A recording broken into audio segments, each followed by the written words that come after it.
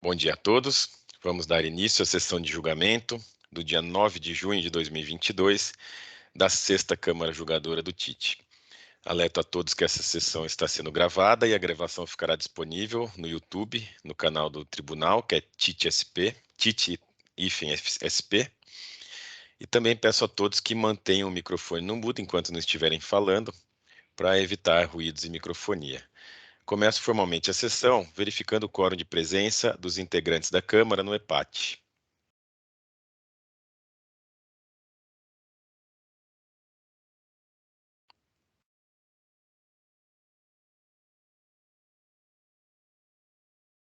Senhor presidente, peço só alguns instantes, porque eu estou tendo alguma dificuldade de acesso. Tranquilo, estamos no aguardo aqui.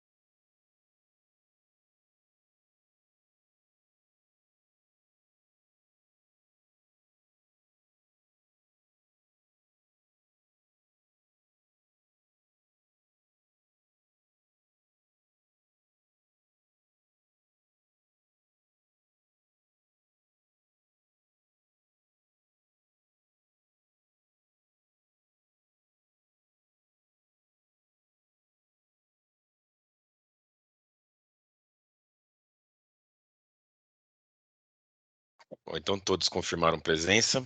Estão presentes, além de mim, a doutora Heloísa, doutor Ítalo, doutor João Carlos Silag, além da doutora Aline da representação fiscal. Eu dou início formal à sessão. Nós vamos pela ordem da pauta, priorizando os pedidos de sustentação oral, mas tem pedido nos dois casos, então nós vamos manter a ordem da pauta. Primeiro caso é o do autuado Sina Indústria de Alimentos Limitada, auto de infração 4059914, é um recurso ordinário de relatoria do Dr. João Carlos Silag.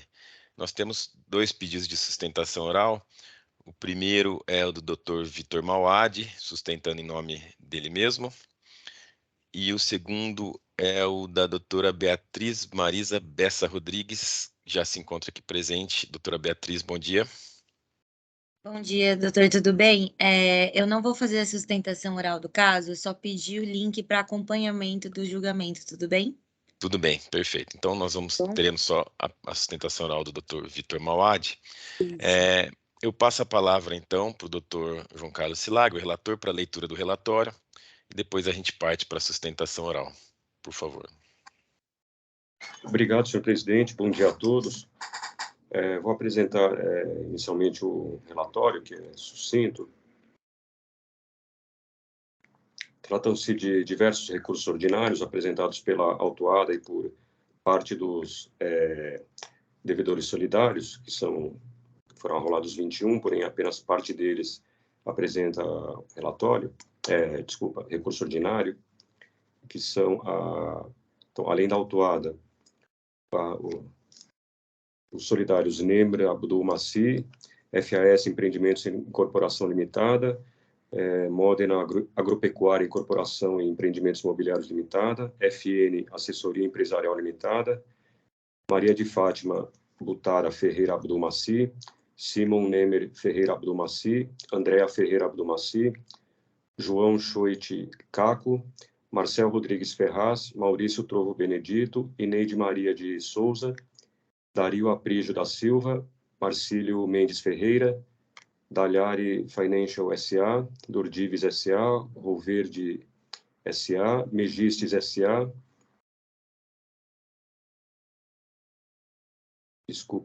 Milovaig S.A. e Victor Mauad, que também acredito que vai realizar a sua própria sustentação oral. Então, esses recursos ordinários foram apresentados contra a decisão proferida em primeira instância, que julgou procedente o auto de infração e manteve a responsabilidade atribuída a todos os solidários. observo que o devedor solidário Fernando Antônio Martins de Oliveira deixou de apresentar a peça recursal, conforme o juízo de admissibilidade realizado pela DTJ. Que a Solidária Unida S.A., por sua vez, apresentou recurso subscrito por pessoa não identificada, não sendo possível aferir a legitimidade do peticionário para postular em nome da empresa. Devidamente notificada, a Unida deixou de regularizar a representação processual nos termos da declaração de vício de representação de folhas tais. Assim, os devedores solidários Fernando Antônio Martins de Oliveira e Unida S.A. tiveram processamento de seus respectivos recursos ordinários indeferido, nos termos do artigo 94, inciso 1 do Decreto 54.486 de 2009. Desculpe. Em julgamento dos recursos ordinários, a 13ª Câmara Julgadora converteu o julgamento em diligência, as folhas 20.436 e 439, para que os agentes fiscais autuantes apreciassem e se manifestassem acerca dos documentos juntados pela autuada, relativos à decisão judicial transitada em julgado, que anulou o PCN instaurado contra a empresa Farolio Comércio de Produtos Alimentícios Limitada e restabeleceu a inscrição estadual daquele contribuinte. A questão repercute nas acusações dos itens 4, 5 e 6 do presente auto.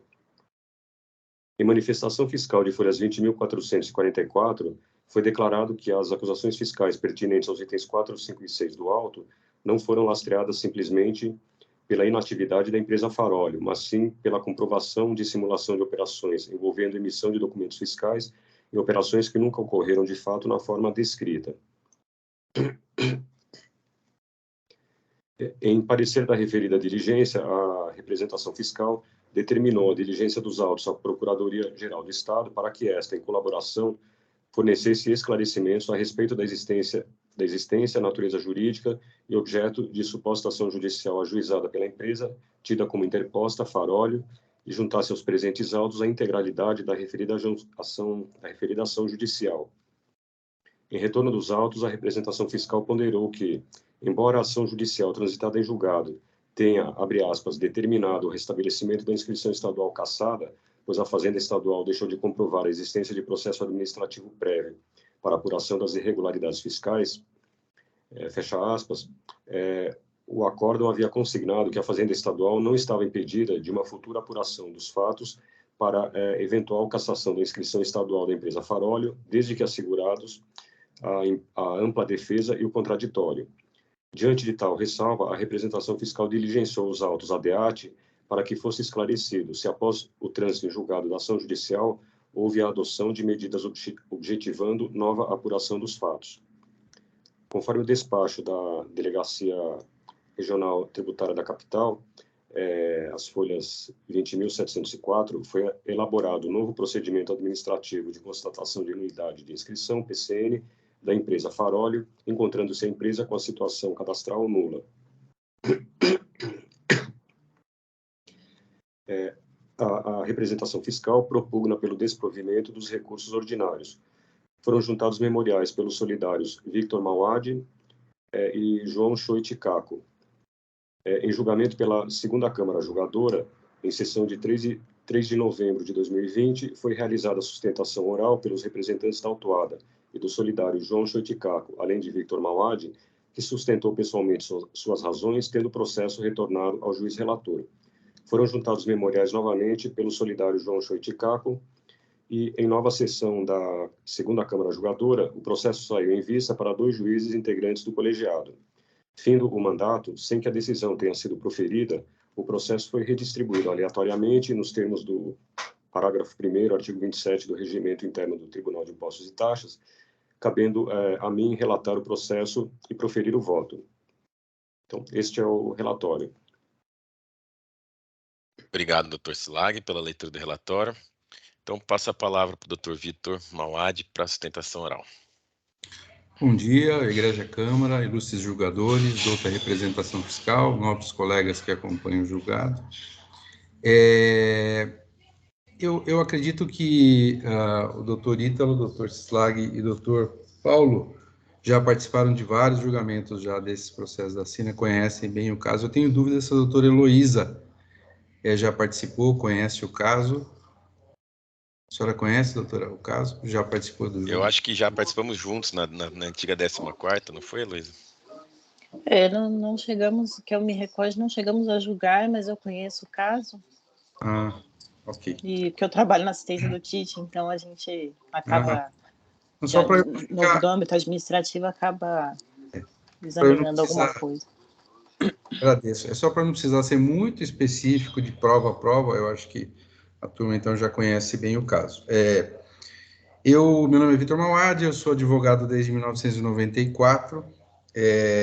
Nestes processos, eu sou representado pela Ordem dos Advogados do Brasil, especificamente porque a Ordem entendeu que havia vulneração das prerrogativas profissionais, que haveria uma interpretação equivocada da atuação do advogado, e me representa. Mas eu sempre faço questão de produzir a minha própria sustentação oral, me colocar à disposição dos julgadores para qualquer esclarecimento, para que possa trazer os fatos da melhor forma possível e que possa haver um julgamento analisando provas, e não simplesmente se o advogado pode ou não ser responsabilizado, que nós sabemos que pode ser responsabilizado, mas nesse caso específico, como nós apresentamos já em memoriais, dos 86 autos de infração que foram lavrados, 75 chegaram no TIT por questão de alçada. Desses 75, mais de 52 já foram julgados, dando provimento ao nosso recurso, afastando a nossa responsabilidade. Entre eles, 16 já foram julgados pela Câmara Superior, criando um precedente específico na Câmara Superior, reconhecendo que nos casos da Operação Yellow, especificamente analisando as provas que compõem esse mesmo processo, não está caracterizada a responsabilidade do advogado, no caso. O caso em específico é uma autuação da SINA da sua unidade de Pirapozinho, com operações da Multióleos, nos anos de 2012 e 2013, né? Trata de falta de emissão de notas fiscais. E as provas, são 4 relatórios que compõem o processo da Operação Yellow, é um processo bastante extenso, grande, trabalhoso, né? Dos 4 relatórios que compõem o processo, os 4 relatórios fiscais que compõem o processo, em apenas um deles consta a menção do advogado como membro, como participante do que eles chamam de fraude, né? Inclusive, eu chamo atenção para as folhas 1249 dos autos, onde está especificamente as provas que são relacionadas, e o fisco começa dizendo que Vitor Mauad representou peça fundamental na consecução das falhas perpetradas pelo grupo SINA, dando sustentação jurídica ao esquema, e o fisco explica que ele dava essa sustentação patrocinando a defesa das empresas, das diversas empresas do grupo e pessoas envolvidas nos inúmeros processos judiciais existentes contra eles. Então é isso. A acusação é que o advogado exercia a sua profissão patrocinando a despesa. E aí ele elenca uma série de provas, 10 provas, que, segundo o nosso entendimento, e que já restou consolidado nesse tribunal, não dizem respeito às operações, não dizem respeito às empresas, não dizem respeito ao período da autuação e não representam nenhum, no nosso entendimento, com a devida vênia, não representam nenhum tipo de ilegalidade que estivesse contribuindo, que estivesse aconselhando ou que estivesse participando de nenhum tipo de fraude. Nós temos a nossa própria sociedade de advogados, nós administrávamos a nossa empresa, não éramos responsáveis por emissão de nota, por administração, não tínhamos procuração para gerir a empresa, as procurações que eram passadas para o escritório era a procuração com a cláusula adjudícia para exatamente postular administrativa ou judicialmente, e não era o caso, como já restou consolidado nesse tribunal, de entendimento de participação em qualquer tipo de fraude. né? Muitas vezes as delegacias de julgamento destacam que o advogado soubesse de algum tipo de irregularidade cometida pelos seus constituintes e, às vezes, pode saber, né? O advogado talvez seja o único profissional que tenha conhecimento de uma ilicitude do seu cliente e não possa revelá-la por dever de ofício. Mas não é o caso. As provas que são destacadas no processo não dizem respeito a essas empresas, a essas operações que estão em julgamento. Assim, querendo tomar muito tempo de vossas senhorias, nós requeremos que seja mais uma vez dado provimento ao nosso recurso. Agradeço a atenção e estou à disposição caso os senhores queiram algum tipo de esclarecimento adicional. Obrigado, doutor Vitor, pela sustentação oral. Então, volto a palavra para o relator, doutor Silag. Cumprimento o doutor Victor Mauad pela sustentação oral. Aliás, já tive a oportunidade de ouvir pelo menos mais de uma vez a sua sustentação oral, inclusive em um dos processos, julgamentos na Câmara Superior, e realmente não há nenhuma novidade. Uma vez, acho que é só o doutor Mauad que vai realizar a sustentação oral, não é, senhor presidente? Perfeito, a doutora Beatriz está só acompanhando o julgamento. Então, realmente não há nenhuma novidade sendo trazida, porém, eu pretendia trazer já o voto e apresentar nessa data, porém, como infelizmente eu fui alcançado pelo Covid, né, mas felizmente de uma forma leve estou praticamente bem, não consegui terminar o voto, porque realmente são diversos recursos e mesmo já sendo uma matéria conhecida, cada processo tem as suas particularidades e é bem trabalhoso, né, observar cada recurso que está sendo pedido, tal, as particularidades processuais de cada processo. Então, peço desculpas que eu não consegui ainda terminar o voto e peço para o senhor presidente para, se puder ser devolvido para mim o processo, para em breve, numa próxima sessão, eu poder apresentar o voto. Sem problemas, doutor Silag. É totalmente compreensível. Vou devolver o processo com o relator, esclarecendo a doutora Beatriz e doutor Vitor Mauad que nós vamos retornar esse processo para a pauta com a maior brevidade possível. Então, devolvo o processo para o relator e assim nós finalizamos o julgamento do caso Sina Indústria e Comércio de Alimentos Limitada. Agradeço a presença do doutor Vitor e da doutora Beatriz. Agradeço a atenção e desejo uma boa sessão aos senhores. Muito obrigado. Agradeço a atenção. Bom dia. Tchau, tchau. Próximo processo da pauta é do autuado IBAC Indústria Brasileira de Alimentos e Chocolates Limitada. É um recurso misto da doutora Heloísa.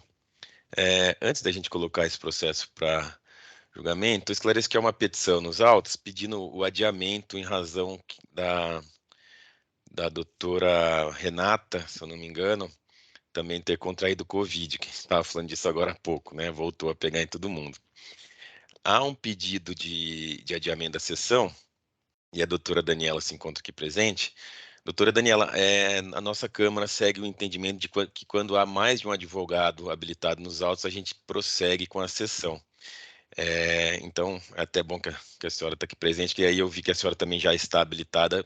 Não sei se é possível, mas poderia fazer sustentação oral, pode ser? Então, perfeito. Então, eu passo a palavra para a doutora Heloísa, a relatora, e depois a gente parte para a sustentação oral com a doutora Daniela. Por favor, doutora Heloísa. Pois não, senhor presidente. Trata-se de auto de infração compreendendo 4 acusações. As 4 acusações relativas à falta de pagamento de ICMS. O item 1 refere-se à falta de pagamento de ICMS próprio, referente a operações de saídas de mercadorias destinadas a contribuintes localizadas no estado de São Paulo. O item 2, também falta de pagamento de ICMS próprio, porém destinadas a contribuintes localizados em outras unidades federadas.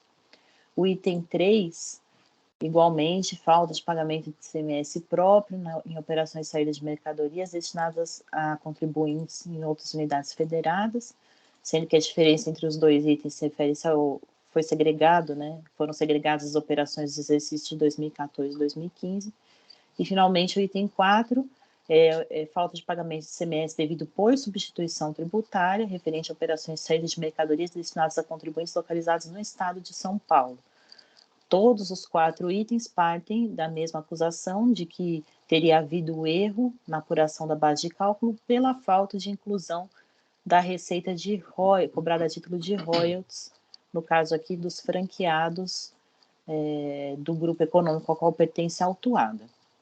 No julgamento da defesa, houve parcial provimento da defesa apresentada pelo contribuinte, cancelando-se parte da autuação em virtude da decadência, considerando-se a regra do artigo 150, parágrafo 4º do Código Tributário Nacional, e foram excluídas 4 notas fiscais, acolhendo-se à alegação da autuada de que parte das operações foram destinadas a contribuintes varejistas não franqueados, portanto, não haveria nessas operações incidência de royalties, consequentemente, revelaria a insubsistência da acusação em relação a este ponto.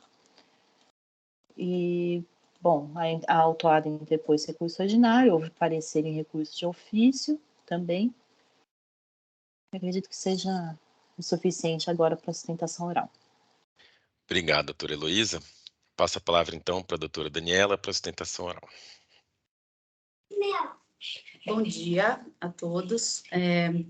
Bom, esse caso, eu vou tentar dar um panorama geral aqui de algumas alegações que foram colocadas desde a defesa, né, e as razões os fundamentos do auto de infração.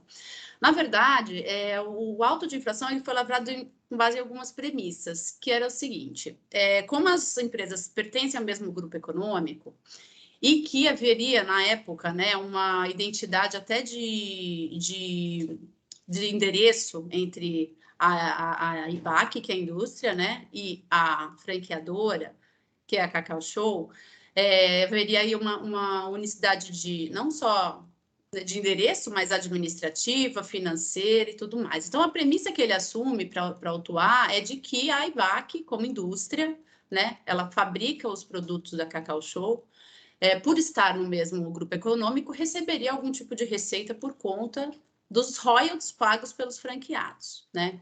E essa premissa, ela está baseada em uma cláusula dos contratos firmados entre franqueadora, nada a ver com a IBAC, com a autuada, franqueadora e franqueados, que delimita que os royalties seriam pagos com base nos valores das compras de produtos do franqueado, pelo franqueado, né? Claro, da indústria e de outros fornecedores, e aí ele paga os royalties com base nesses valores de compras de produtos para a franqueadora. Essa é o parâmetro, é a base para se cobrar royalties dentro do sistema de franquias da Cacau Show. Então, com base nisso, o fiscal entendeu que a IBAC, como indústria, né, pertencente ao mesmo grupo, teria recebido algum tipo de receita a título de royalties. Além disso, ele foi consultar, o fiscal consultou lá no INPI as marcas, o registro das marcas de produtos da Cacau Show. E ele identificou que, de fato, a IBAC tem um registro da marca no INPI, mas ele não se atentou para o tipo de registro que está lá, né, no INPI. Então, o primeiro erro que a gente identificou ali na autuação foi que, assim, a IBAC ela tem o registro da marca, mas só para produto, né? Então, no INPI tem 2 tipos de marca, né? A nominativa, que é uma hipótese de serviço, que é o caso da franqueadora, ela tem o registro da marca como serviço nominativa, e aí, nesse caso, ela é a detentora da marca para fins de recebimento de royalties, para fins de repasse do know-how dela, né, no sistema de franquias, e o registro da marca de produtos, que é da IBAC. Então, de fato, houve uma confusão, né, no momento da lavratura sobre o tipo de registro da marca no INPI. E isso nós apontamos desde a defesa, mas isso não foi aventado, não foi mencionado na decisão da DTJ, né? Um outro ponto que nós trouxemos, inclusive em memoriais, nós fizemos até um demonstrativo, assim, de uma situação que foi o erro de cálculo no momento da lavratura. Por quê? O fiscal ele se baseia nessa cláusula do contrato, que fala da remuneração dos royalties em 50% do valor das compras de produtos, mas, ao mesmo tempo, ele calculou o ICMS que ele entendeu devido nesse auto, né? Isso, ressalto, longe de admitirmos que os royalties sejam, de qualquer forma, recebidos pela IBAC, pela indústria, ou que seja devido ICMS sobre isso, mas só apontando que no momento em que ele fez o cálculo do AIM, ele calculou o ICMS próprio e o ICMS-ST sobre o total da nota, onde já contemplava valores de ICMS. Então, em memoriais, nós demonstramos que o tipo de distorção que isso criou em termos de valores na autuação, né? E nós pedimos, inclusive, a conversão do julgamento em diligência para que o fiscal demonstre a diferença havida no auto de infração. São várias folhas de demonstrativo, a diferença que isso geraria que isso gerou, né, no auto de infração por conta dessa distorção no cálculo do ICMS que se entendeu devido, né? E há uma diferença em valores, nós fizemos uma pequena demonstração da diferença de valor e isso certamente impactará o auto de infração como um todo. Então, além dessas situações, né, nós também demonstramos em recurso, também na defesa, as marcas, né, essa diferença das marcas que nós colocamos, que eu coloquei há pouco, inclusive nós juntamos na defesa um manual do INPI que explica o que diferencia um tipo de registro de outro, né? Então, o registro que te permite fabricar produtos da Cacau Show, que significa, não é qualquer fábrica, não é qualquer indústria que pode fabricar bombons da Cacau Show, é somente a IBAC. Assim como não é qualquer indústria que pode fabricar as xícaras que são utilizadas nas franquias, é somente a Oxford. Nós juntamos também a demonstração que há outros fornecedores habilitados no sistema que podem, né, participar do sistema de franquias, assim como acontece com a IBAC, com a indústria. Então, nós demonstramos as diferenças entre o registro de marca, assim, de modo a desconstituir a premissa do fiscal de que a indústria detinha a marca para explorar a marca, né, no sentido de marca mesmo, como detentora dos direitos de royalties. E não é verdade, isso é uma premissa falsa que o agente fiscal se pautou. E, além disso, né, em nossos recursos e defesas, nós demonstramos que os royalties eles não compõem de nenhuma forma um valor agregado às mercadorias, eles não podem ser considerados como custo da mercadoria, né? Nem valores repassados pela indústria aos franqueados, né? São receitas absolutamente distintas do custo da mercadoria produzida pela IBAC, né? O bombom o bombom produzido pela IBAC, né, fabricado pela IBAC, ele não é mais caro porque tem a marca Cacau Show, não é por essa razão, né? O custo, os insumos são os mesmos. Então, nós demonstramos que isso também não deveria compor o custo da mercadoria, nem os valores repassados para o franqueado pela Cacau Show, né? Pela IBAC, somente pela Cacau Show, pela franquia. São esses os nossos argumentos. Acredito que o nosso recurso a nossa defesa, o nosso recurso está bem baseado nas provas, as provas precisam ser melhor analisadas, mas o nosso ponto principal é uma diligência, especialmente por conta da distorção do cálculo do AIM, né? Calculado sobre o valor total da nota. Fico à disposição para esclarecimentos e agradeço a atenção. Obrigado, doutora Daniela. Então, volto a palavra para a doutora Heloísa, relatora. Cumprimento a doutora Daniela aí pela sustentação oral e passo direto à leitura do voto. Inicio o exame das questões preliminares citadas no apelo ordinário, iniciando-se o exame das questões preliminares suscitadas no apelo ordinário, alega a autuada a nulidade do lançamento em razão do critério de cobrança do ICMS, que foi calculado sobre o valor total da nota fiscal e não sobre o valor das mercadorias. Ocorre que nos termos do artigo 13, inciso 1 da Lei Complementar 87/96, a base de cálculo do imposto é o valor da operação quando verificada a ocorrência do fato gerador no momento da saída de mercadoria de estabelecimento contribuinte, nos termos do artigo 12, inciso 1 da Lei Complementar. Parágrafo 1º do referido artigo 13 esclarece que integra a base de cálculo do imposto o montante do próprio imposto, constituindo o respectivo destaque mera indicação para fins de controle. Nesses termos, considerando que a autuada não demonstrou, por meio de exemplos reais, possível incorreção na forma de cálculo dos royalties incidentes sobre as compras efetuadas pelos franqueados, isto é, que a cobrança desta taxa recai sobre o valor total das mercadorias compradas deduzido do montante no imposto, não vislumbra a existência de nulidade quanto a este aspecto. Ressalto por oportuno que, na hipótese de se identificar equívoco na apuração do montante devido, tal circunstância não macularia o lançamento de ofício, mas tão somente consistiria em causa de redução do crédito tributário originalmente constituído. Avançando nas razões de recurso ordinário, a autuada afirma que o AIM partiu da premissa equivocada ao desconsiderar que as naturezas dos registros das marcas Cacau Show, detidas pela indústria e pela franqueadora, são distintas, evidenciando que a recorrente não recebe quaisquer valores pagos a título de royalties. Entretanto, remetendo-se novamente à disciplina da Lei Complementar 87, mais especificamente seu artigo 13, parágrafo 1º, é possível identificar diversos exemplos de valores que compõem a base de cálculo do ICMS, mas não constituem receita do contribuinte, como o montante do próprio ICMS, do IPI, de seguros e do frete cobrado em separado. Nesse sentido, o fato de a autuada não receber as quantias cobradas a título de royalties não tem como implicação direta a sua exclusão da base de cálculo do imposto, tampouco é causa de nulidade da autuação. A terceira questão preliminar diz respeito à suposta presunção absoluta de que todas as vendas realizadas teriam sido feitas a franqueados, quando em realidade tiveram como destinatários também contribuintes varejistas não franqueados.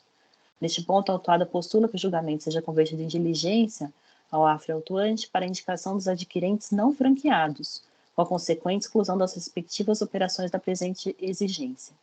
O afre-autuante, em sede de manifestação fiscal, esclareceu que a autuada foi notificada e renotificada a fornecer a relação de franqueados, bem como as cópias dos contratos de franquia, porém se quedou silente. No presente processo administrativo tributário, a autuada igualmente teve diversas oportunidades de indicar quais operações realizou com destinatários não franqueados, mas se limitou a elencar apenas os números de 5 notas fiscais emitidas para um contribuinte nessa situação.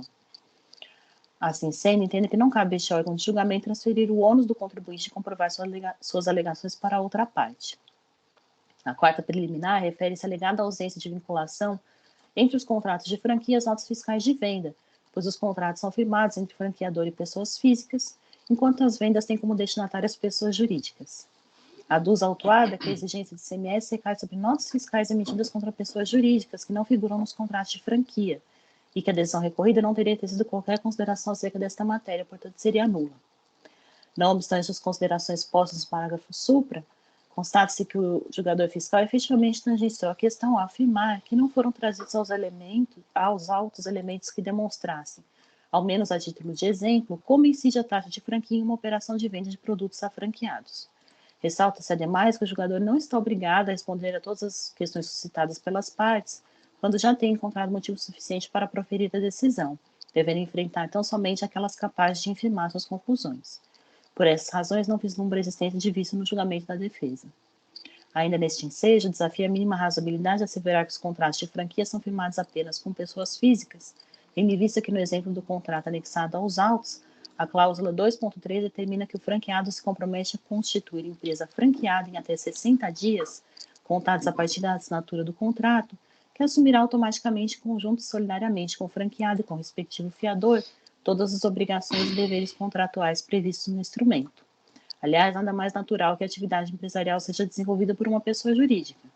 Há, portanto, uma relação intrínseca entre os contratos de franquia e as vendas realizadas pelo autuado às pessoas jurídicas constituídas pelos franqueados, na medida em que o objetivo primordial deste análise negocial é a comercialização dos produtos por ela fabricados.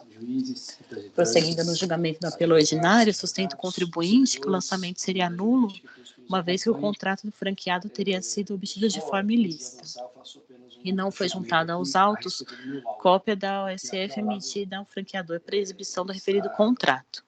As folhas 18 e 630 da manifestação fiscal, o afre-autuante esclarece que os documentos foram obtidos ao amparo da OSF, de número que eu cito, emitida para estabelecimento franqueado, após regularmente notificado. O julgador fiscal cita os artigos 197 do CTN, 494 e 496 do RICMES, que remetem ao artigo 75 da Lei 6374, e autorizam o fisco a, mediante notificação e intimação, solicitar informações relativas a bens, negócios ou atividades de terceiros. De todo exposto, não se verifica qualquer ilicitude na obtenção do documento em questão, eis que o procedimento adotado pelo fisco está devidamente amparado pela legislação. Destaca-se que a ausência disjuntada da USF aos autos igualmente não macula o lançamento, pois se trata de documento destinado a outro contribuinte, não é elemento essencial à constituição do crédito tributário e a autuada não demonstrou eventual prejuízo que teria sofrido em decorrência deste fato. Também afasta a alegação de nulidade da decisão recorrida por ausência de comentários acerca das peculiaridades do regime de franquias ou sobre os documentos que demonstram a segregação das operações entre franqueador e indústria.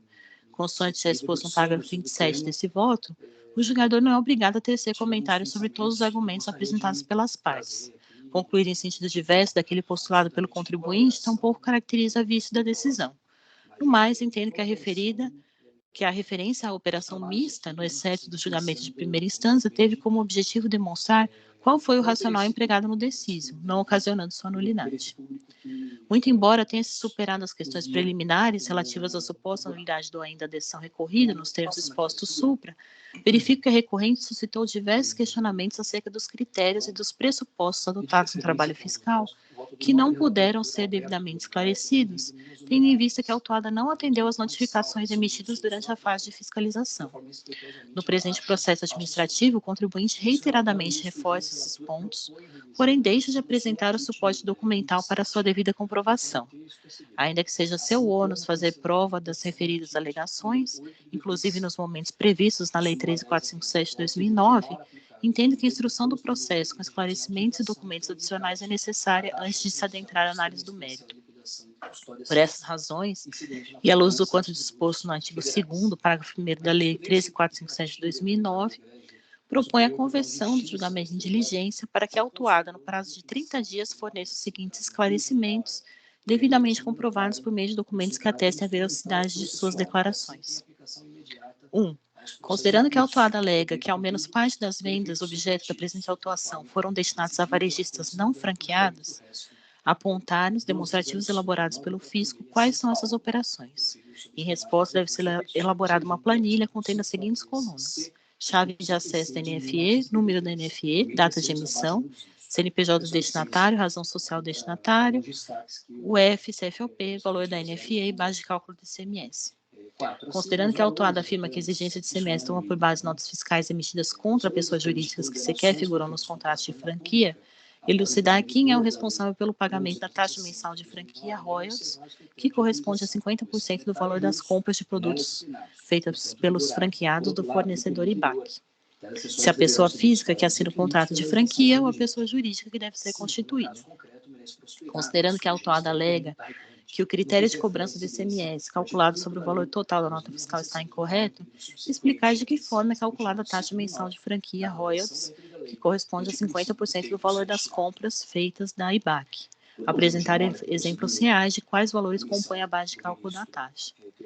Ainda neste ensejo, explicar de que forma é feito o pagamento da taxa mensal, especificando a sua periodicidade, instrumentos de cobrança ou meios de recolhimento, e como é feita a apuração do valor devido, se a cada operação de compra ou pelo conjunto de compras efetuadas em determinado período, por exemplo. Após, encaminhe-se ao AF autuante e adulta a representação fiscal para manifestação. Esse é o voto, senhor presidente. Obrigado, doutora Heloísa, pelo voto, propondo uma diligência. Então, abro a palavra para os demais integrantes da Câmara para debates. Não há nenhuma manifestação. Eu esclareço que eu vou acompanhar a doutora Heloísa. Eu acho que essas diligências sempre nos deixam em melhores condições ainda para julgar o processo. Então, não havendo nenhuma manifestação, eu vou encerrar os debates e verificar o quórum de votação.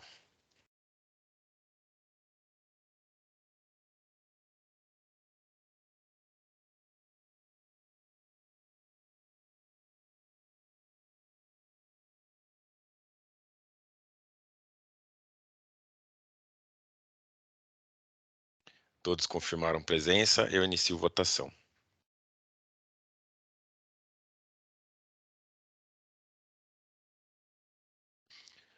Todos votaram, eu encerro a votação Então, doutora Daniela, o voto da doutora Heloísa foi acompanhado à unanimidade no sentido de converter o feito em diligência.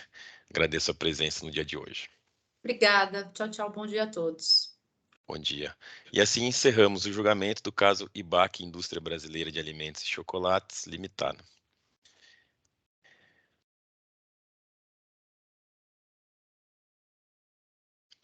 Terminamos a pauta de hoje. Vou encerrar a sessão para que seja gerada a ata.